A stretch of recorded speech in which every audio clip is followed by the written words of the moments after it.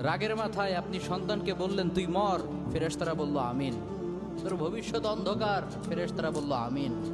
রেগে মেগে আপনি আপনার মেয়েকে বললেন জীবনেও তোর কপালে স্বামীর ভাত জুটবে না, ফেরেশতারা আবারও বলল আমিন। আচ্ছা, আপনি না সেই ব্যক্তি যে তার নিজের জীবনের চাইতেও সন্তানকে বেশি ভালোবাসেন?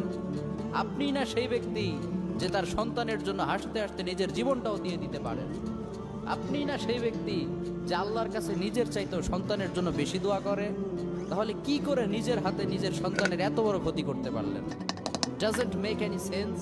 কমন সেন্স বলতে কিচ্ছু নাই আপনাদের? আপনারা কি জানেন না আপনাদের রাগের মাথায় বদদোয়া করাগুলো ফেরেশতারা আমিন বলে? দাওয়াতুল ওয়ালিদ আলা ওয়ালাদি, বাবা মা তার সন্তানের জন্য যেই দোয়া করে সেটা ভালো হোক কিংবা বদদোয়া হোক, আল্লাহ সেটাই কবুল করে নেয়। এজন্য খবরদার, নেভার কার্স ইউর চিলড্রেন। রাগের মাথায় কখনো সন্তানকে অভিশাপ করবেন না। খুব বেশি রাগ উঠে গেলে তার জন্য উল্টা